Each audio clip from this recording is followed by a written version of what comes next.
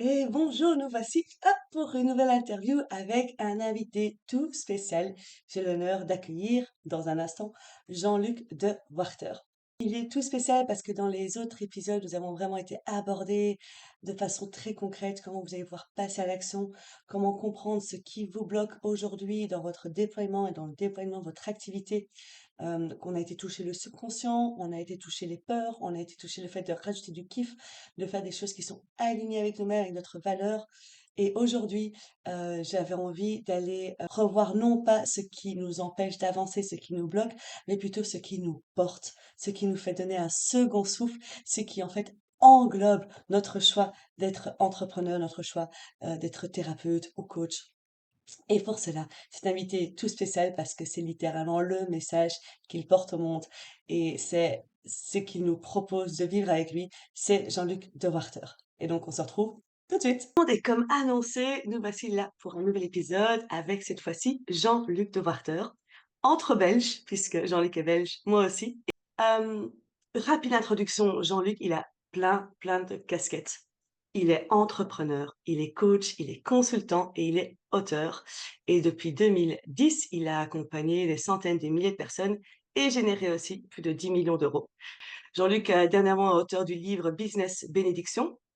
Si vous l'avez pas, bah, je vous conseille. Moi, personnellement, c'est comme ça que j'ai découvert. C'est comme ça que j'ai découvert Jean-Luc et c'est comme ça que j'ai découvert l'entrepreneuriat spirituel, ce dont on va parler d'ailleurs aujourd'hui. Et puis, il est aussi inventeur du protocole Call et fondateur du Cercle Stellaire. Donc, plein de casquettes différentes qui fait qu'aujourd'hui, ça permet à Jean-Luc d'accompagner les entrepreneurs à grandir, grandir en conscience pour grandir en résultat. Et je sais de quoi je parle puisque je fais moi-même partie de l'incubateur Business Bénédiction. Et donc, j'ai le bonheur et l'honneur aussi d'être accompagnée par Jean-Luc. Et bienvenue.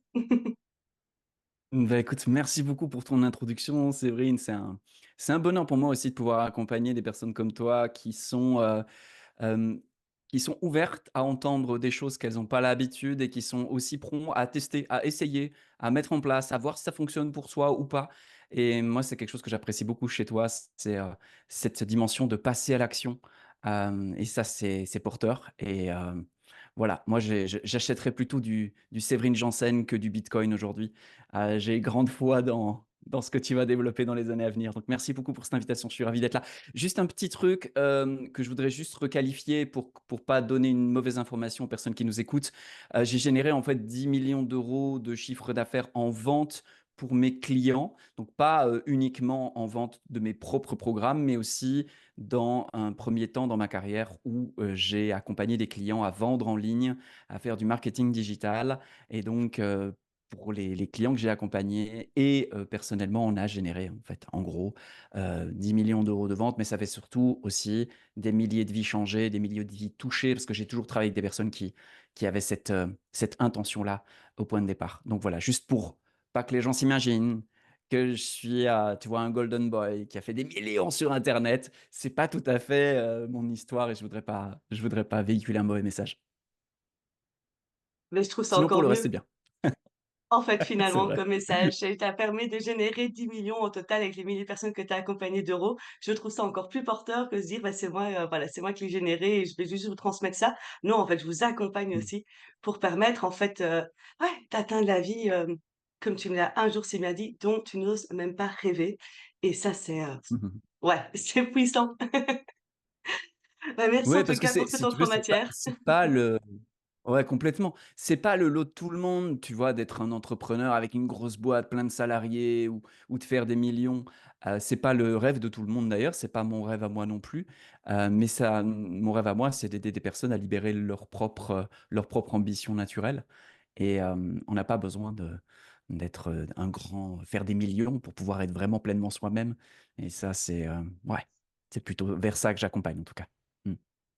Et un deuxième message pour ceux qui écoutent, hyper important, parce que je vais vous le redire comme à chaque fois, ne faites pas qu'écouter, prenez des notes, voyez ce que vous allez en retirer. Et comme Jean-Luc a dit au début, on prend, on intègre, on teste, on voit ce qui est juste pour soi. Et aussi, bah, sachez où vous voulez être en fait, où est-ce que vous voulez aller. Et on entend beaucoup pour l'instant le message, oui, gagne des millions et ta vie sera belle, etc. Mais si c'est pas là où vous voulez être, c'est pas grave. Au moins, sachez où est votre ambition, sachez où, ce qui vous fera vraiment plaisir, ce qui va vraiment faire que vous allez être pleinement vous-même et pouvoir juste être à fond dans cette vie, profiter de cette vie magnifique qui nous est offerte et qu'on a le bonheur de pouvoir expérimenter chaque jour. Faites ce qui est bon pour vous et donc ça commence par prendre ce qui est juste pour vous, pas juste consommer du contenu, faire des actions, tester. Donc à nouveau, votre petit cahier et c'est parti, notez tout ce que vous pouvez retenir et qui est bon ou qui vous titille et puis, bah, ce sera après à vous de les mettre en action. Ouais, ce D'ailleurs qui moi, titille, c'est en bien fait, aussi parce que parfois ça ouais, c'est permet ouais. de tu vois, ça permet moi je vois bien quand je suis titillé quelque part, mon premier réflexe, c'est de voir: «Tiens, qu'est-ce qui m'appartient dans le titillement?» Pour pas tout de suite le rejeter parce que ça me plaît pas, mais pas non plus l'intégrer, parce que ça vient de la bouche de je sais pas qui. Non, non, c'est ça me titille. Attends 2 secondes, qu'est-ce qui se passe? Qu'est-ce qui est en jeu? Parce qu'il y a parfois des trésors à trouver dans des croyances qui nous limitent ou simplement des horizons qu'on pourrait ouvrir plus large. On va être titillé à l'endroit de notre croissance et on va devoir discerner ce qui va, comme tu le disais tout à l'heure, ce qui va nous appartenir de tester et puis ce qu'on va pouvoir écarter en disant: «Non, non, ça en fait, ça me correspond pas vraiment». Et ouais, il faut discerner ça parce que sinon, juste on reste au même niveau tout le temps, tout le temps, tout le temps, tout le temps, parce qu'on veut continuer à faire les choses comme on a l'habitude de les faire et l'habitude de faire les choses, elles nous conduisent toujours à avoir les mêmes résultats, voire plutôt des résultats qui qui baissent avec le temps. Mmh. Bah oui, c'est j'adore que tu aies rebondi sur le mot titiller, c'est un truc que j'utilise tout le temps et pour ceux qui c'est pas la première vidéo qu'ils regardent, ils le savent parce qu'en fait, c'est une mine d'or et c'est là exactement qu'on va voir, ouais, le prochain déploiement qu'on peut faire, un prochain palier de succès aussi ou simplement ce qui fait qu'on reste dans notre zone de confort. Parce qu'avec le titillement, il y a toutes les excuses qui viennent avec et bah, c'est justement ça qui freine et donc à partir du moment où on est d'accord d'aller le voir sans jugement, c'est pas grave, hein, de titiller, bah, on apprend de plus en plus de choses sur nous-mêmes et puis on peut voir aussi si on a envie d'aller bouger ça ou pas. Je trouve qu'on reste, tout à fait souverain dans la façon dont on va faire avancer les choses. Dans un de tes coachings, tu l'avais d'ailleurs dit, il y a des choses, je le sais, c'est en conscience que je pourrais faire ça pour même, continuer à grandir et à faire grandir mes résultats, mais je décide aujourd'hui de pas le faire et c'est OK. Donc c'est de la conscience Mmh. et d'ailleurs, toi, Mmh. c'est ce que tu proposes, c'est de grandir en conscience. Mmh. Ouais, complètement. Complètement parce que, en fait, moi, ma mission aujourd'hui, la mission de mon entreprise plus exactement, c'est de donner de la force aux gens de cœur. Parce que je pense que donner du cœur à des gens qui aujourd'hui ont du pouvoir ou de la puissance, c'est beaucoup plus compliqué. Parce qu'ils se sont construits sur un certain niveau de conscience qui leur permet de manifester une certaine forme d'entrepreneuriat. Et l'entrepreneuriat que je prône, c'est un entrepreneuriat qui est le moins duel possible, le plus bénissant possible, le plus équilibré possible. Et l'idée évidemment, la particularité de mon accompagnement, c'est je vais pas donner des méthodes pour que tu grandisses tes résultats. Parce que grandir les résultats, c'est bien, mais pourquoi on veut les faire grandir? Savoir pourquoi on veut les faire grandir, c'est très important aussi. Parce que si c'est grandir des résultats juste pour compenser un vide et un manque, on va le faire soit au détriment des autres, soit on va se retrouver dans une impasse un peu plus tard. Donc moi, je préconise de d'abord partir d'un plein et de rayonner ce plein, d'aller grandir dans des espaces de nous qu'on n'a peut-être pas encore vus, qu'on a besoin de pacifier, qu'on a besoin d'équilibrer pour ensuite pouvoir développer une entreprise qui rayonne de l'équilibre, qui rayonne de la paix, qui rayonne de l'amour, qui sème des graines de cet ordre-là. Parce que, pas parce que c'est bien ou parce qu'il faut le faire ou parce qu'il faut changer le monde, pas pour tout ça. C'est juste que ce que tu sèmes, à un moment donné, ça va générer des fruits et puis ces fruits, tu auras à les manger un jour ou l'autre. Donc soyons doux avec nous-mêmes, soyons bénissants avec nous-mêmes et semons des graines de fruits qu'on a envie de manger plus tard. Et j'essaye d'amener cette proposition entrepreneuriale pour que on puisse poser des offres, un marketing, des actions qui, quand ils vont se déployer dans le temps, nous reviendront avec, quelque chose de délicieux qu'on va pouvoir savourer, autant que faire se peut. Je crois que ça s'appelle la sagesse et grandir en sagesse me semble être, le préambule à une croissance sage. Si je pose juste de la croissance folle, j'obtiendrai de la folie croissante. Ce qui ressemble à peu près à l'économie que nous pouvons observer dans notre société humaine aujourd'hui, me semble-t-il, en tout cas sous certains aspects. Mmh. Ouais et c'est ça, moi, qui m'avait interpellée au début beaucoup, c'était de proposer un entrepreneuriat différent, qui reprenait toutes les parties, que ce soit, ce que tu l'expliques très bien dans ton livre Business Bénédiction, c'est un entrepreneuriat qui va être au service, de toi, de ta vie quand même, pas seulement matériellement, aussi matériellement, mais pas seulement, aussi qui vient te nourrir, qui te permet de toi de t'incarner pleinement, de te ressourcer, d'avoir le rythme de vie que tu veux, puis matériellement aussi, mais qui est au service de l'autre, du monde et de la vie. Et enfin, moi, ça a été Mmh. le message, je me suis dit: «Ah ben oui, c'est là que ça va me rejoindre parce que si je me suis lancée là-dedans, c'est pas simplement parce que j'en avais marre de quelque chose. C'est parce qu'il y a des graines à pouvoir aller poser» et pour ceux qui nous écoutent, je sais que vous avez la même chose et on est et un envie de faire, de contribuer dans le monde, d'impacter notre monde, ben c'est pour ça aussi, c'est parce qu'on sait qu'il y a des choses à aller déposer qui peuvent aller germer et c'est pour ça que de prendre l'ensemble, donc ne pas s'oublier, ne pas oublier le monde, ne pas oublier ses clients, bah, c'est ça qui fait que, hem, ça va créer des vrais changements et je pense qu'on est tous aujourd'hui en recherche de ce changement parce qu'on démarre aussi un peu en on n'est pas en opposition nécessairement par rapport à ce qui a été développé jusqu'ici, mais on a envie de faire autrement, autre chose et c'est ça que tu proposes, cet entrepreneuriat Mmh. spirituel finalement, ça englobe tout ça, non? Ouais, complètement. Complètement. Tu vois, j'ai un de mes très, très bons amis, Serge Iveco pour pas le nommer, qui m'a un jour dit une phrase que je ne cesse de mâcher parce qu'elle m'apporte toujours un petit goût. C'est, «Si tu te mets à servir la vie, qu'est-ce que tu penses que la vie va faire avec toi?» Si tu te mets à servir la vie. Et ce que j'ai compris à cet endroit-là, c'est que ce n'est pas changer le monde, ce n'est pas, être le changement que l'on veut voir apparaître dans le monde qui m'apparaît être le plus haut niveau de sagesse aujourd'hui. C'est aimer le monde et aimer le monde demande de, servir la vie. Et c'est la je pense que c'est la plus belle manière de marcher sur cette planète, de servir la vie en l'autre, de servir la vie en la société, de servir la vie partout où on la voit et de lui, d'être la vie au service de la vie autant que faire se peut.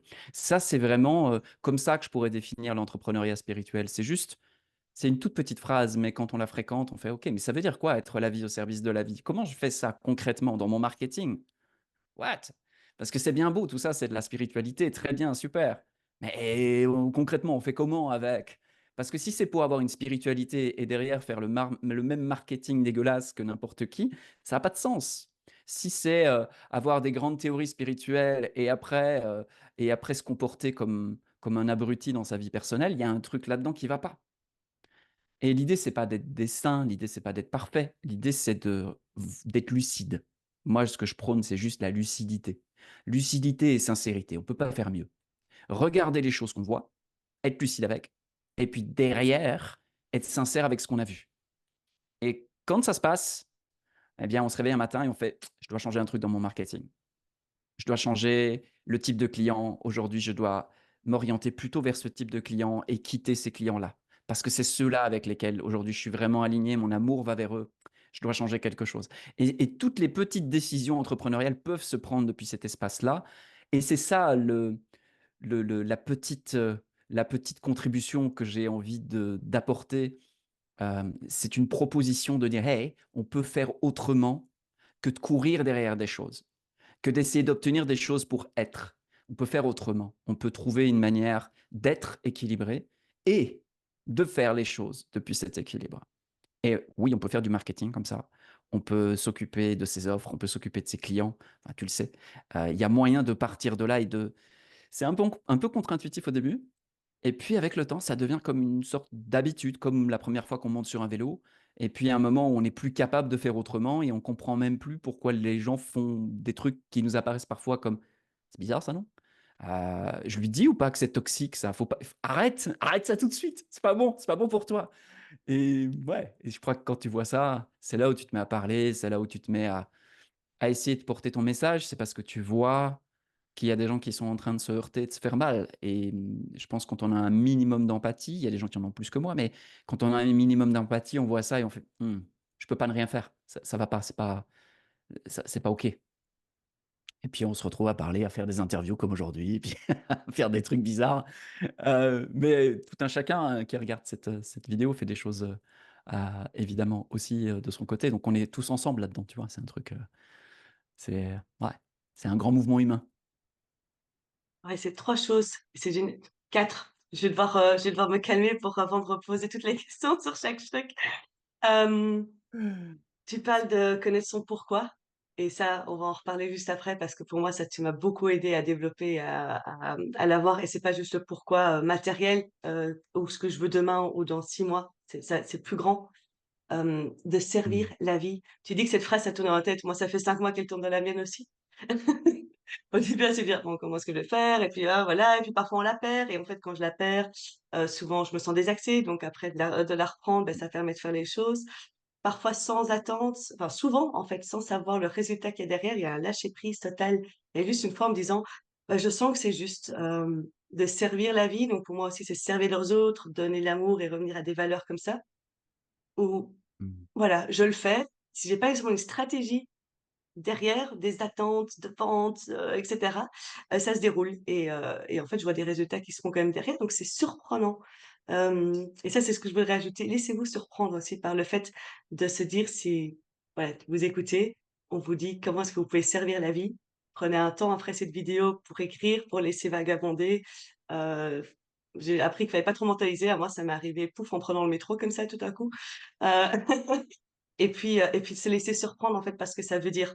Donc se laisser surprendre, ça veut dire aussi arrêter d'écouter cette petite voix dans notre tête qui dit: «Oui, oui, mais si je fais ça, on va penser que.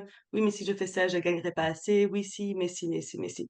Oui, OK, elle est là cette voix, merci beaucoup, j'entends toutes tes interrogations, mais je vais jouer un petit peu, je vais me laisser surprendre. Donc ce serait une grande clé, à aborder aujourd'hui. Et puis tu m'as Mmh. parlé de mouvement et de non-dualité et c'est vrai qu'aujourd'hui, moi, ça a été ma première chose qui m'a surprise en rentrant dans l'entrepreneuriat, c'est à quel point c'était duel et polarisé et je me suis Mmh. rapidement retrouvée plutôt, inspirée par des personnes comme toi, mais par exemple aussi Cédric Essermaillan et Claudine, par, même d'autres entrepreneurs qui font que je me sens pas poussée dans une polarité obligatoire où on me dit: «Il faut que tu le fasses parce que c'est comme ça que les gens vont s'accrocher». Ben, part du principe à la base qu'on est tous unis, qu'on est tous occupés à essayer de faire la même chose, enfin pas mais de manière différente et je vois pas pourquoi alors on devrait se monter, on va dire, les uns contre les autres. Je préfère parler de mes convictions, par exemple, voilà, mais ça c'est mon choix, que de, monter en polarité. Et je trouve ça beau que tu le dises ensemble, c'est une unification et la vie, c'est une question d'unification aussi.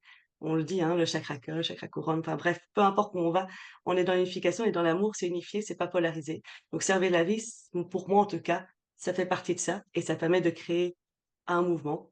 Comme toi tu le fais si bien, tu crées un mouvement. C'est ça aussi qui m'a inspirée à venir dans l'incubateur avec toi parce que tu es porteur de ce mouvement et on sait où on va et ça, c'est une autre clé, je pense que qui est tellement importante que tu partages, justement la création de mouvement. Oui, le mouvement, on le voit beaucoup, tu sais, aujourd'hui, on parle beaucoup du burn-out, on parle beaucoup des personnes qui, à un moment donné, sont comme épuisées de l'intérieur, il y a plus de mouvement possible. Le corps est à l'arrêt. En général, quand on en arrive là, c'est que ça fait un petit temps qu'on force le mouvement et forcer le mouvement, c'est payer le prix un peu plus tard, mais ne plus être en mouvement pour éviter le burn-out, c'est quelque chose qui est mortifère parce qu'on cesse d'être en vie. Donc comment est-ce qu'on fait pour éviter les 2 extrêmes? Le côté je fais plus rien, ou je fais que me reposer et je comprends pas pourquoi j'ai pas les résultats et le côté, je suis, tellement en train de forcer le mouvement qu'à un moment donné je suis exsangue. Bah, en fait, le mouvement est quelque chose qui nécessite d'avoir de l'énergie et de la libérer. Et pour qu'il y ait mouvement, il faut d'abord qu'il y ait évidemment de l'énergie. On va peut-être en reparler, c'est la dimension du pourquoi. En fait, l'énergie, moi je le vois comme ça. Le pourquoi, c'est comme une petite porte qui permet à une énergie infinie d'envahir l'espace que nous sommes. Et pendant longtemps, pour une certaine raison, on s'autorisait à être en énergie et puis un jour, on a une prise de conscience, il nous arrive quelque chose et la raison pour laquelle on s'autorisait à être vivant est plus suffisante. Alors tout à coup, on a comme besoin d'une raison d'être qui est plus vaste ou qui est plus alignée et tant qu'on ne l'a pas validée, eh bien l'énergie va se diminuer, diminuer, diminuer, diminuer jusqu'à s'éteindre éventuellement, sauf si tout à coup, ben, on est conscient de ça et on redéfinit le pourquoi on vit. À quoi je joue? Qu'est-ce que je fais et pourquoi je le fais? Et quand on met de la clarté là-dessus, c'est comme si on réouvrait la porte et pouf, il y a de l'énergie potentielle. Il y a toujours pas de mouvement. Il y a de l'énergie potentielle. Mais c'est super important de partir de là parce que si tu veux faire quelque chose mais qu'il y a pas d'énergie, tu es là, c'est juste tu peux pas, quoi. Donc il faut d'abord que la porte du pourquoi soit ouverte pour qu'il y ait de l'énergie et ensuite derrière pour qu'il y ait du mouvement, il faut qu'il y ait une destination. Il faut que on détermine où va aller cette énergie potentielle et bien sûr que quand on est un peu spirituel, on peut très vite tomber dans une espèce d'immobilisme de fausse équanimité, de puisque tout se vaut, puisque tout est illusion, pourquoi ferais-je quoi que ce soit? Pourquoi m'agiterais-je dans cette société qui n'a rien compris? Parce que moi, j'ai tout compris du haut des deux trois livres de spiritualité que j'ai vécu ou que j'ai lus. Bien sûr que non. Les plus grands mystiques, que ce soit Mahananda Moy, Maharshi Ramana, qui sont des modernes, dormaient très peu et quand ils étaient en train d'agir, ils agissaient. C'était pas des flottants, ils restaient pas allongés toute la journée, c'était des puissants, là. Mais par contre, là, d'une manière un peu différente. Bon, hop, je rebobine. Je reviens à la notion de mouvement. Pour qu'il y ait mouvement, il faut qu'il y ait une destination. Il faut qu'il y ait quelque chose de, OK, je libère le mouvement dans cette direction-là pour que ça soit manifesté. Je veux autoriser ça. Ça, c'est la manière saine de transformer un désir, un espoir, un rêve, quelque chose de volatile, en quelque chose qui va commencer à être un point d'ancrage pour notre attention. Là où va notre attention, va l'énergie. Là où va l'énergie, ça se densifie, ça finit par apparaître. Pour que quelque chose apparaisse, on l'a tous déjà vécu, il faut qu'à un moment donné, on ait décidé que ça doit apparaître et qu'on mobilise notre énergie, notre attention, notre pensée, nos émotions, notre mouvement pour que ça advienne. Parfois ça advient pas parce que ça manque d'énergie. Bon, on apprend un petit peu à choisir nos destinations, mais moi, je ne suis pas de ceux qui disent: «Je dois faire ça». Je suis de ceux qui disent: «Je choisis que cette chose-là mérite que j'accorde toute mon énergie, toute mon attention, ma vie». Je suis prêt à donner ma vie pour ça. Quand on est dans cette posture-là, que la chose advienne ou non, n'a plus d'importance. On est en mouvement vers quelque chose qui fait sens, qu'on aime, donc on est uni avec. Il y a pas de dualité. C'est pas une chose que j'essaie d'atteindre parce qu'elle est loin de moi, parce qu'une fois que je l'aurai atteint, je serai enfin la personne, la meilleure version de moi-même. Non, non, non. C'est quelque chose qui simplement le fait d'être en mouvement vers cette chose. Je suis en amour avec cette chose, donc je suis lié à elle, je suis comme un avec elle. Alors le mouvement se déploie. Alors le mouvement est libéré, plutôt que d'être suscité, contracté et nous fatiguer parce que quand on se contraint à un mouvement, ça nous fatigue. Quand on libère un mouvement, ça nous emporte. Et il y a vraiment 2 choses importantes, c'est de comprendre qu'il faut le libérer. C'est là où on parle du non-agir, c'est là où on parle de le chemin est plus important que la destination. Ouais, ouais, le chemin est plus important que la destination à partir du moment où la destination est précise, claire et choisie. Sinon, c'est juste un truc qui volette en fonction des opportunités ou des hypnoses ou des subjectivités personnelles et collectives. Bref, c'est un ça n'a c'est stérile, quoi. C'est quelqu'un qui va être un peu: «Ouais, mais moi, tu comprends, j'écoute les choses et je suis le fil du vent». Puis quand tu regardes sa vie, Ça c'est va une arriver, catastrophe, heu, ça va arriver à moi. tu vois? J'attends, Ouais, c'est ça.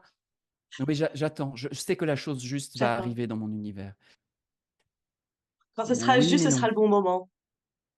Ouais. Oui, non.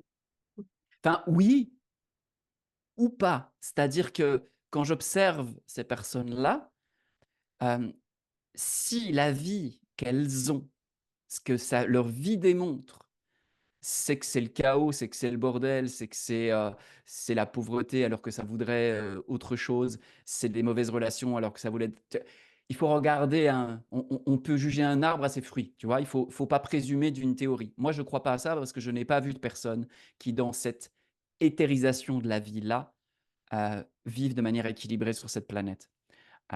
Mais si j'en rencontre une, je veux bien changer d'avis. Pour l'instant, j'en ai pas rencontré. Mmh. Observation de ce qui est, de la réalité et voilà, tu l'as suscité avant. Que ce soit Mmh. l'observation de soi, c'est aussi l'observation de son extérieur. Ah, pour ceux qui écoutent, ils savent que j'adore, hein. Moi, j'observe mon extérieur pour comprendre, ce qui se passe à l'intérieur de moi. Je petite anecdote, je viens de découvrir que je pouvais, tirer beaucoup de leçons de mes chats aussi. Donc j'ai observé mes chats, ce qui m'embête chez eux, et j'ai compris des trucs sur moi à relâcher. Non mais c'est dingue, c'est trop chouette en fait. Il y a tellement de choses à pouvoir faire. Mais ça part d'une observation et d'une prise de conscience et puis d'être d'accord, d'aller voir à l'intérieur. Ça part aussi d'un, comme tu l'as dit, d'un choix, et ça c'est magnifique que tu l'aies posé. Ça part d'un choix. Moi, j'ai fait le choix d'être d'accord, de m'autoriser à pouvoir observer pour pouvoir moi-même me déployer, changer à l'intérieur, transformer ce qui avait besoin, libérer. C'est un choix que j'ai posé. C'est pas nécessairement le choix de tout le Mmh. monde, mais c'est parti de là.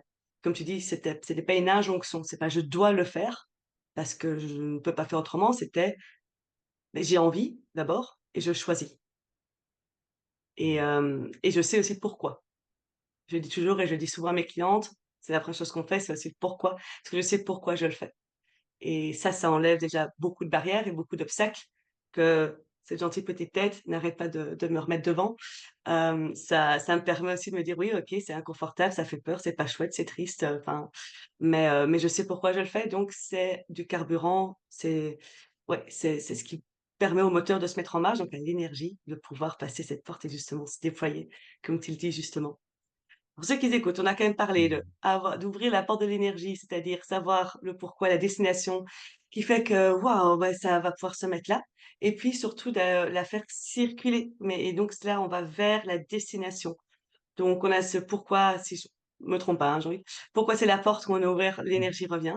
La destination, c'est ce qui fait qu'on Mmh. va pouvoir la canaliser, comme la mettre dans une intention, Mmh. sur l'autoroute, et pas qu'elle se disperse, partout. Et là, ça fait des Mmh. transformations et là, ça permet aussi de poser des actions. Et moi, j'avais une grande Mmh. question quand même pour toi, Jean-Luc, qui est, dans l'incubateur, et je pense que tu voilà, dans tes conférences, si vous n'avez pas encore fait de webmaster webinaire avec Jean-Luc, allez-y parce que c'est le feu. On pose beaucoup la question de, sa mission, mais sa vision, pas à 1 an, pas à 3 mois, pas à 5 ans, à 100 ans et à 1000 ans. Moi, ça m'a fait bouger. Et je trouve qu'on n'en parle pas assez de ce que c'est pour soi-même. Alors moi, c'est cette question pour toi. C'est quoi ta mission? C'est quoi ta vision, plutôt, à 100 ans et à 1000 ans, Jean-Luc? Mmh. Mmh. C'est une bonne question. C'est quelque chose qui a pas mal évolué. C'est un exercice que je fais faire à mes clients parce que je trouve que c'est très important de pouvoir ouvrir au plus large nos horizons. Et quand on travaille à son entreprise à, sur une durée humaine, on peut la limiter très largement dans ce qu'elle peut advenir par la suite. Alors que si on l'imagine, ce qu'elle va devenir dans 1000 ans, que ce soit notre activité, notre entreprise, notre message, notre œuvre, alors à ce moment-là, c'est comme si on ouvrait un espace pour quelque chose qui se déploie largement. Et ce qui est assez extraordinaire, et c'est quelque chose que j'ai appris auprès de Christian Junot, hem, les principes sources permettent à un moment donné de transmettre la source. Je suis la source aujourd'hui de l'incubateur Business Bénédiction, d'un certain nombre de choses, mais un jour, peut-être qu'il y aura quelqu'un que je croiserai, à qui je lui remettrai le témoin et il ira faire les 100 mètres suivants et puis les 100 mètres suivants. Donc c'est comme ça que je conçois mon entreprise à Milan, enfin mon entreprise ou mon action, en tout cas mon geste à Milan, c'est, quel écho j'ai, le désir de faire résonner depuis ici, là, pour les 1000 prochaines années. Et quand je regarde ça aujourd'hui, ce que je vois, si je regarde l'humanité, ce dont l'humanité a le plus besoin, c'est, c'est d'une forme de silence, en fait. C'est-à-dire d'une forme d'espace dans lequel elle va pouvoir laisser mourir l'agitation et donc tout à coup, naturellement, immédiatement et naturellement, je dirais automatiquement, connecter avec la vérité qui est là, qui est omniprésente, tout le temps là, tout le temps là, tout le temps là. C'est juste qu'on fait tellement de bruit en surface qu'on l'entend plus et que, toutes les pratiques mystiques, nous enseignent à faire silence, en fait, en réalité. C'est-à-dire à faire moins, moins de pensées, moins d'émotions, moins de présence du corps, moins de tout ça. Et que ce moins-là, qui est une pratique volontaire et consciente, mène à un endroit où tout à coup, on est comme touché par quelque chose qui nous rejoint et qui nous dépasse et qui nous émeut ou qui nous percute dans notre esprit. Et là, on touche un point de vérité. Pour moi, aujourd'hui, ce que je vais faire jusqu'à la fin de ce corps et que j'aimerais qu'il résonne au-delà de ce corps, c'est de déposer des paroles, de déposer c'est pour ça que j'écris des livres aussi, de déposer des pistes et de déposer dans le cœur d'un maximum de personnes que je vais rencontrer cette, simple vérité de dire: «Hey, retourne à l'endroit d'où tu sais et vis à partir de là».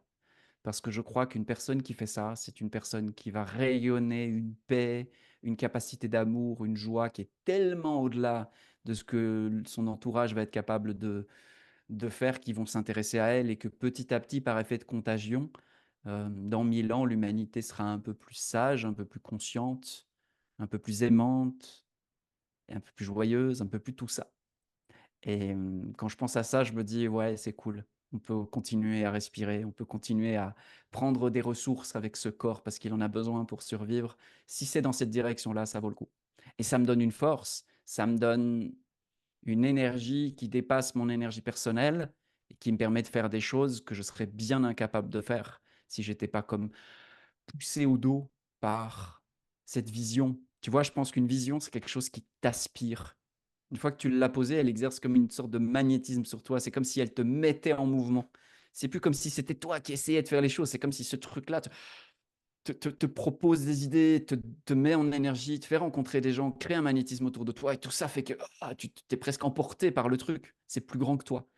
Ouais, c'est ça la vision millénaire. C'est ça le but de la vision millénaire, c'est de créer un objet qui nous mette en mouvement, hem, par amour et puis qu'on puisse finalement épuiser le corps que nous croyons être dans un geste d'amour et tant qu'à faire, what else, comme dirait l'autre.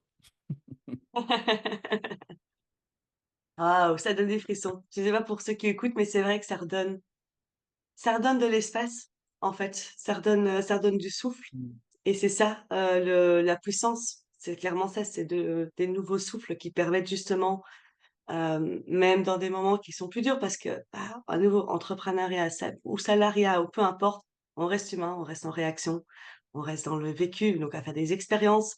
Hem Et donc parfois, bah, parfois on sent notre énergie diminuer, parfois on a envie de se faire tout petit, parfois on a envie d'envoyer tout balader, hem, voilà, parfois ça et parfois on manque de souffle et au mieux de forcer et se dire: «J'y vais, bah, à la force» et d'un moment peut-être, se ramasser quand même derrière, que ce soit physiquement ou émotionnellement ou autre, le fait de forcer, ben, on se laisse porter, comme tu dis, aspirer par ce souffle. Voilà et rien que le fait que tu la partages, moi j'ai senti un grand souffle arriver et j'en suis pas encore à, une définition précise personnellement de ma vision millénaire, mais j'ai déjà un souffle, moi c'est l'amour. Ouais, tu l'as déjà tellement cité, mais c'est ça et c'est ça qui fait souffler, qui fait que même dans les journées où je suis plus down et ça c'est un challenge entrepreneuriat, comment est-ce qu'on gère une journée où on ne va pas du tout bien émotionnellement?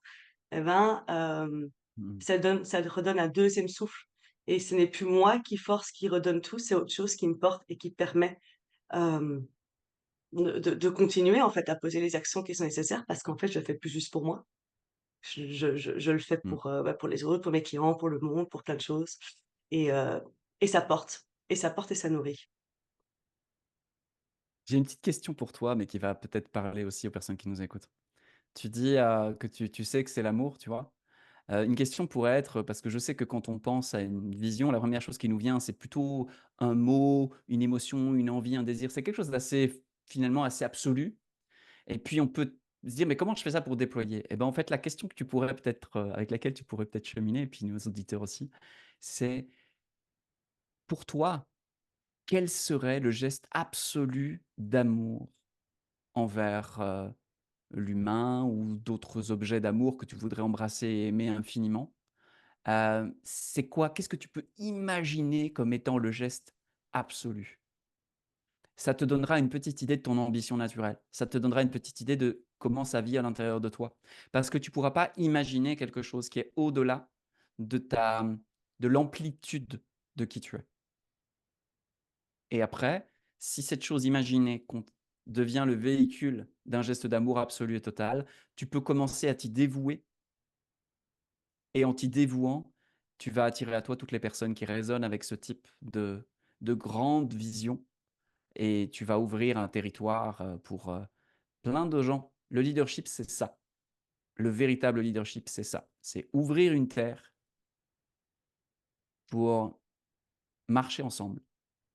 Moïse n'était pas parfait. Il connaissait pas la terre promise. Il a juste dit: «C'est par là, on y va». j'y crois et j'y crois assez pour y aller, même si je dois aller seul. Ça crée un mouvement Ouais, et j'ai ouais, la foi. voilà, Peu importe comment c'est j'y parti. arriverai et on y va. C'est très Mmh. bonne question, je vais la Mmh. garder en tête. J'ai déjà des images qui ont popé et donc je vais aller, Cool. et que ceux qui nous écoutent fassent pareil, prennent le temps d'aller, par les moyens qu'on a, différents. Moi, ça va être, le ressenti, visualisation, se laisser porter, aller, et puis concrétiser ça aussi. Pas juste que ça reste très, très loin, mais voilà. Je sais pas pour toi, Jean-Luc, mais moi, ça va Ouais. être écrit. Il y en a qui font des vision boards, il y en a qui écrivent, mais juste pour que ça sorte du mental, ça se dépose, qu'en fait, quand on écrit, bah, ça devient déjà dans de la matière et à Mmh. nouveau, comme on a déjà dit ça 10 000 fois par toutes les autres interviews, à un moment, il faut que ça devienne de la matière. Il faut que ça se concrétise et c'est comme ça que ça bouge. On avait parlé La donc de ce matière, c'est pourquoi, on a parlé oui, un pardon. ouais, non, excuse-moi. C'est parce que tu parles de la matière et pour les personnes qui t'écoutent, qui nous écoutent en général, ce sont des personnes qui ont un grand cœur et qui sont pas toujours ultra à l'aise avec la matière et moi, j'aime bien parler de la matière comme le dernier lieu d'effondrement, de, du mouvement divin. C'est-à-dire que c'est le seul endroit où le divin peut savoir qu'il existe. À l'origine des choses, il est inconscient de lui-même. C'est ce qu'on appelle l'innocence. Du coup, l'absolu ne se sait pas. Il a pour se savoir, pour s'expérimenter, il doit aller dans la matière. Donc la matière, quand elle est regardée comme ça, c'est le lieu le plus sacré finalement, parce que c'est là où est attestée la vérité vraiment. Donc matérialiser, c'est c'est vraiment un acte sacré. Si on se rendait compte à quel point c'était un acte sacré, nous regarderions, le monde qui nous entoure d'une manière beaucoup plus fine, beaucoup plus aimante parce que nous saurions que nous sommes en train de faire un geste, sacré tout le temps, en fait, en réalité et nous nous abstiendrions de pas mal de choses, inutiles et nous nous concentrerions beaucoup plus sur ce qui est vraiment vivant pour nous, ce qui vaut vraiment le coup et ça ferait des vies, plus fertiles, plus vivantes, plus aimantes, tout ça. Donc c'est vraiment aimer la matière pour ce qu'elle est, non pas comme, une dégradation de l'esprit ou une dégradation du subtil, mais comme la possibilité de véritablement comme attester de la vérité de quelque chose. C'est le seul endroit. Dans tous les autres endroits, ce sont des intuitions, ce sont des sensations, ce sont des savoirs dissolus, mais la vérité là, elle est là. Elle ne peut être expérimentée que dans la matière, d'une certaine manière. Donc moi j'ai envie de proposer ça, ça permet de parfois faire bouger un petit peu l'amour ou le désamour que l'on a pour la matière, ce qui permet derrière de pouvoir l'embrasser d'une manière différente, tu vois? Puis si on veut être entrepreneur ou même coach, thérapeute, artiste, peu importe, si on veut faire quelque chose et avoir une activité qui ramène de l'argent c'est de la matière, c'est Heu, si tu bouges pas de la matière, tu as pas d'argent sur cette planète. That's it. Et ça a proposé un nouvel angle pour les personnes qui pensent encore, je peux pas aider et gagner de l'argent. Ben, en fait, si tu vois l'argent ou ce que tu fais même, du contenu, hein, du marketing, tes appels découvertes, peu importe en fait, comment, ton business tourne aujourd'hui, tes stratégies, si tu le vois plutôt comme, la façon dont la vérité va pouvoir vraiment, bah, comme tu dis, être, en fait, parce que c'est comme ça qu'on va l'expérimenter, bah, ça change tout. Mmh. C'est pas Ouais. un «je dois», Ouais, complètement. c'est parce que c'est ma vérité Mmh. aussi que je dépose et que je vais pouvoir expérimenter et je permets à d'autres de le faire aussi. Tellement. Tellement. Waouh, magnifique. Je vais encore avoir plein de choses à penser comme à chaque interview. Hem, Mmh. bon, j'avais un autre, point parce donc on a parlé de ce pourquoi qui vient rallumer l'énergie, on a parlé de la destination, qui nous permet d'avoir ce second souffle et de se faire, voilà, aspirer que ça part pas tout de nous non plus. Hem mais le point final, c'est que ces destinations est un choix. Et ça, tu en as parlé et tu en parles aussi beaucoup dans l'incubateur et ça a pris son temps. Et pour ceux qui connaissent le business bénédiction, ça c'est le point de départ du protocole call, mais le choix. Mais en fait, c'est une notion bien plus, pas nécessairement complexe, mais quand même, c'est différent de ce on pense. Toi, tu vois le choix d'une autre manière peut-être que ce qu'on a eu l'habitude d'y penser, qu'on pense qu'un choix, c'est entre ça et Mmh, ça et peut-être que voilà, mmh. le choix pour toi, c'est bien plus puissant et dense que ce qu'on a appris, non? Ouais, complètement. En fait, cette notion du choix, en fait, c'est pas une notion théorique. Il y a quelques années de cela, 7-8 ans à peu près, si mes souvenirs sont bons, je me suis retrouvé dans une situation où les choix entrepreneuriaux que j'avais faits m'amenaient à devoir, quelque part, être à quelques mois des huissiers, de la vente forcée de ma maison, de devoir aller, dormir chez ma belle-mère avec ma femme et ma fille. C'était pas le scénario rêvé d'un mec qui était entrepreneur depuis 7 ans, qui essayait de monter des projets, qui survivait depuis 7 ans, qui avait donné énormément d'énergie, tout son cœur dans les choses, avec beaucoup de sincérité, mais peut-être un manque de technicité, un manque de terre, un manque de compréhension de structure, de plein de choses qui sont aussi importantes que j'ai appris à valoriser et à aimer avec le temps.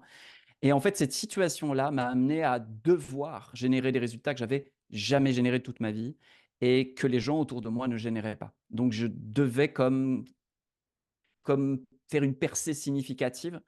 J'ai pas eu le choix et il y a eu un déclenchement intérieur que j'ai mis du temps à comprendre, qui a fait qu'il y a un switch à l'intérieur et les résultats sont apparus. Et j'ai vu à quel point c'était vraiment un mouvement intérieur, intime, qui permettait l'apparition de certaines choses. Après, il fallait travailler, il fallait faire des choses, bien sûr, mais il y avait aussi cette dimension intime et intérieure. Et j'ai pas compris tout de suite parce que je l'ai fait de manière très instinctive. C'est seulement, avec le temps, en accompagnant beaucoup d'entrepreneurs, j'ai essayé de me poser la question de dire: «Mais qu'est-ce qui fait que tout est là et pourtant, il y a comme il frappe comme un plafond de verre, il frappe comme quelque chose qui ils travaillent et ça se passe pas». Ils sont sincères, ils ont envie, ils mettent de l'énergie, ils sont dans l'enthousiasme, mais pour certains d'entre eux, ça se passe et puis pour d'autres, ça se passe pas. Je me dis: «Je dois comprendre ce qui se joue à cet endroit-là». C'est ce qui m'a amené vraiment à cette phrase qui est une maxime que je ne cesse de répéter parce que, on comprend tout à partir de là. C'est ce qui est au point de départ sera à l'arrivée et ce qui n'est pas au point de départ n'a aucune chance d'arriver.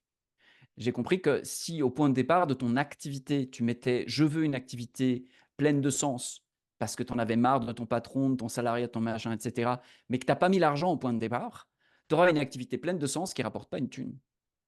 Versus si tu veux vraiment aider les gens parce que tu as un appel du cœur et que tu fais une activité pour aider les gens, ça s'appelle du bénévolat. Si tu mets pas l'argent au point de départ, c'est pas une entreprise et c'est OK. Moi, il y a des choses que je fais qui sont des élans du cœur tout à fait gratuitement. Mais je sais et je m'attends pas à ce que ça génère de l'argent. Je sais que ça n'en génère pas. Du coup, le jeu est tout à fait calme et je ne fais pas reposer sur cet espace-là le besoin que j'ai de vivre, de payer les factures et tout ça.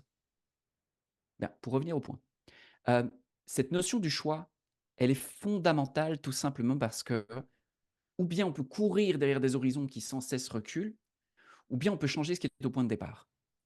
Modifier ce qui est au point de départ pour permettre des choses qui étaient impossibles jusque-là, pour autoriser des résultats qu'on jusque-là on n'avait pas. Et ça se fait par l'acte de choisir, qui est un acte, dans lequel j'ai recensé, 7 phénomènes internes qui doivent se produire pour que le choix soit posé, profond, puissant, qu'il ait du levier sur nos habitudes de penser, nos habitudes d'agir et nous permette d'agir différemment ou d'agir avec une autre énergie, une autre conviction et donc de générer d'autres résultats. Cette notion du choix, c'est un acte sacré, c'est un rituel, en sanskrit rta veut dire l'ordre de l'univers. C'est comme réordonner son univers et changer l'ADN de notre business, de notre entreprise, de notre activité pour que celle-ci soit maintenant, heu, présente maintenant, à l'origine, le potentiel du succès. Parce que s'il y a pas le potentiel du succès ou s'il y a le potentiel d'un succès jusqu'à un certain point, et bien une fois qu'on va atteindre ce succès-là, quoi qu'on fasse, même si on prend les meilleurs coachs, les meilleurs les meilleurs, prestataires, même si on met énormément d'énergie, même si on augmente son budget publicitaire, les résultats vont plafonner. Ou alors on va faire plus de chiffre d'affaires, mais on aura eu plus de coûts et on va faire le même résultat en termes de revenus ou de bénéfices. 1000 fois j'ai vu ça. Parce que le point de départ ne contient pas le potentiel d'un autre succès. Donc ça, c'est pour ça que je parle de choisir. Tout ce qui est négociable sera négocié et donc l'idée, c'est de rendre quelque chose profond, puissant, non négociable pour qu'il ne soit plus négocié et que ça ouvre de nouveaux horizons. Donc ça, c'est vraiment la dimension, c'est ça que j'appelle choisir. Choisir, c'est un acte intime. C'est pour ça que, comme tu l'as dit, j'ai inventé un protocole en 21 étapes, un protocole de coaching en 21 étapes, par lequel on peut passer et qui permet d'augmenter drastiquement les chances que le choix qu'on va poser va être beaucoup plus puissant, beaucoup plus profond, voire même non négociable et qui donc, il ouvre des portes qui jusque-là étaient fermées. Donc ouais, c'est mon sujet d'étude que je continue d'étudier. On a créé l'Institut du Protocole Call récemment. On forme maintenant des praticiens et on a l'intention pour moi, à long terme, je veux remettre entre les mains de chaque être humain la capacité de choisir, mais de comprendre techniquement comment ça fonctionne. C'est pas bien compliqué, mais il faut comprendre pour pouvoir le faire, le réaliser et pas juste essayer, espérer et faire tout et n'importe quoi et puis tout à coup avoir un coup de bol, un coup de chance et ne pas savoir ce qu'on a fait et donc ne pas être capable de le reproduire. Mais si on devient des, des étudiants tout d'abord du choix, puis des artisans du choix, un jour on sera des maîtres du choix et on sera en capacité d'œuvrer avec une colonne vertébrale qui est là, présente. On pourrait être des piliers pour les autres parce qu'on tient debout sur nos appuis. Puis c'est mon chemin personnel et puis c'est mon chemin d'accompagnateur aussi et ça fait partie de ma grande vision. Mmh. J'allais dire, et voilà, on a encore un petit peu plus détaillé la vision et où ce que tu proposes de nous emmener. C'est, comme tu dis, ça fait partie du leadership de créer ce mouvement. Et le choix, vraiment, Mmh. pour ceux qui écoutent, je sais on a peut-être beaucoup ça dans la société d'avoir l'impression de ne pas avoir le choix. J'ai pas le choix, je peux pas prendre cet accompagnement parce que j'ai pas d'argent, je peux pas parce que j'ai pas le temps, parce que il y a mes enfants, parce que moi j'ai beaucoup pensé ça, je peux pas profiter de la vie dehors parce qu'il fait dégueulasse en Belgique. Euh, c'est dans tout, c'est dans tout. Je peux pas parce que j'ai vécu ça dans mon passé. Mais en fait, une fois qu'on commence à comprendre qu'on est créateur de sa vie et qu'en fait, la création, elle se fait comment? Avec des choix. Mais comme tu dis, des choix non négociables, c'est une direction, c'est une destination que je prends, vers où je vais, c'est une direction que je prends. Euh, c'est pas pour ça que ça arrive du jour au lendemain. C'est pas pour ça que le choix qu'on a fait, boum, il est là. Mais on prend le chemin qui va et donc on est aussi d'accord, on accueille, on accepte ce qui va se passer sur ce chemin. Donc les transformations, les rencontres, les expériences et on n'est plus dans je subis ce qui m'arrive, mais je sais qu'en fait c'est pour, on aime bien le dire aussi dans la spiritualité, c'est pour une raison. Mais j'ai choisi cette raison. C'est pas bon parce que Mercure est rétrograde que ça se passe comme ça. C'est parce que j'ai aussi choisi ma destination et c'est intéressant. Enfin, en tout cas, personnellement, moi, ça me remet énormément de pouvoir, ça me remet énormément de puissance et d'amour aussi pour le chemin. Donc, moi, je pars pas du principe le chemin est important, pas la destination. Je pars du principe ta destination est aussi importante que ton chemin, mais apprends à aimer le chemin parce que t'es pas là juste pour ne pas le voir et subir. Ça, justement, ça permet d'aimer ce chemin et de continuer à évoluer et continuer à voir ce qu'on peut faire et réoptimiser, bouger le curseur là où il faut et faire les bonnes actions qui font que ça t'emmène vers là. Mais le choix, quand on sait que c'est moi qui l'ai pris, eh ben, ça permet d'accepter, d'accueillir, de changer, de transformer, d'aimer, blablabla, de se laisser aussi porter. Et c'est pour ça, pour ceux qui écoutent, vraiment, c'est pas une question de subir, c'est une question de choisir, mais il doit être profond. Et donc, c'est vrai que Jean-Luc a un protocole de fou qui propose de mettre un très bon choix. Je l'utilise depuis un moment et parfois, il y a quand même des choses que je comprends pas ce qui m'arrive, mais je me dis, ah, je le relis à ça, je fais, bah oui, oui, hein, tu savais que tu devais lâcher ça. Tu es au courant. Ça fait des années auxquelles tu résistes. Maintenant, c'est bon. Apparemment, c'est le moment pour l'enlever.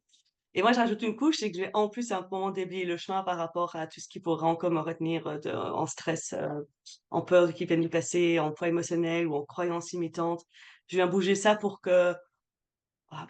tout simplement peut-être m'apporter un peu plus de fluidité dans la direction que j'ai choisi de prendre. Ouais. Ouais, carrément, carrément. Waouh, j'ai l'impression qu'on a parlé tellement de choses, c'était beau. Ceux qui ont écouté, j'espère que vous avez aimé, que vous avez pris note, que vous allez regarder la vidéo parce qu'il y avait énormément de clés et ça, c'est important aussi parce qu'on a abordé des sujets, très concrets, on a abordé des sujets plus, subtils aussi et quand on aborde ce genre de sujet, c'est important aussi de pouvoir revenir dessus pour aller comprendre et intégrer et et voir comment ça peut fonctionner pour nous. Donc je vous invite en fait, cette fois-ci, pas comme d'habitude à passer directement à l'action, mais je vous invite peut-être à aller revoir la vidéo à nouveau pour aller, réintégrer chaque parole qui a été dite et voir comment ça peut vous aider sur votre chemin pour que vous puissiez aussi grandir en conscience, que vous pouvez vous déployer et puis en fait finalement grandir et déployer votre activité et comme on l'a dit au début, pas nécessairement pour faire les millions, sauf si vous avez envie de faire ça, mais pour avoir la vie qui est juste pour vous et servir tel que vous avez envie aussi de cette vie. On va finir ici et comme d'habitude, vous retrouverez tous les liens pour suivre Jean-Luc en dessous. Donc Instagram, son site web, le lien vers Business Bénédiction, enfin tous les endroits Facebook où on peut rencontrer Jean-Luc. Je vous encourage vraiment à les suivre parce que c'est des pépites à chaque fois qu'il sort. Il y a aussi un live, qui se fait tous les mercredis, si je ne m'abuse, de midi à 13h. Ouais. Donc j'encourage aussi Midi à vivement d'aller 13h le dans le groupe voir. Business Bénédiction. Mmh. Voilà, Ouais, exactement. Si sur vous n'êtes pas Facebook. encore partie de ce groupe, ça vaudra le coup. Pour tout simplement apprendre à développer, à vous développer, à développer votre business autrement. C'est un entrepreneuriat différent qu'il vous propose et si ça vous a parlé, je vous invite vraiment d'aller le suivre. Et puis, avant de finir, abonnez-vous à cette chaîne parce qu'on va continuer à avoir des interviews, on va continuer à vous donner plein de clés, on va continuer à inspirer pour tout simplement vous permettre d'arriver là où vous voulez, c'est-à-dire le business prospère, mais aussi une vie dont vous avez rêvé ou peut-être même que vous n'osez pas encore rêver à cette vie. Je sais que moi, tout est possible, je sais que vous pouvez le faire et on vous donne les clés pour y arriver. Je suis en chemin, Jean-Luc est en chemin, nous sommes tous en chemin et on fait ça tous ensemble et c'est ça qui est fantastique. Et pour le mot de la fin, Jean-Luc, est-ce que tu aurais peut-être quelque chose que tu aurais envie de faire passer comme message? Bah, plusieurs choses. D'abord, merci à toi, pour ton invitation. Je trouve que tu incarnes pour moi, une leader, qui fait les choses avec passion et humilité. Ce sont 2 choses que je respecte infiniment. Tu as une véritable dévotion pour, ta mission et pour les gens que tu accompagnes et en même temps, tu tu pas peur de te montrer aussi comme et une apprenante et quelqu'un qui transmet et qui accompagne et je trouve que tu fais ça avec beaucoup de délicatesse et voilà, je voulais juste, te remercier de m'avoir invité parce que c'est chouette de pouvoir avoir ce type d'invitation et de discuter avec des personnes qui ont qui se tiennent sur ce fil-là. Sinon, au mot de la fin, bah, merci de votre attention. Merci d'avoir consacré un petit peu de votre vie à cet échange. J'espère vraiment infiniment de tout cœur que vous allez pouvoir en retirer quelque chose qui va vous permettre d'être de plus en plus profondément nourri et de déborder de cette nourriture dans votre activité pour que votre activité soit prospère naturellement et qu'elle puisse toucher des vies, nourrir et au-delà, au-delà, au-delà, au-delà, au-delà, au-delà. Je vous souhaite que de très belles choses pour vous-même et au-delà de vous-même. Pour tout le monde, on se retrouve la semaine prochaine pour un nouvel épisode et entre-temps, bah, profitez de la vie, servez-la et juste, autorisez-vous à rayonner.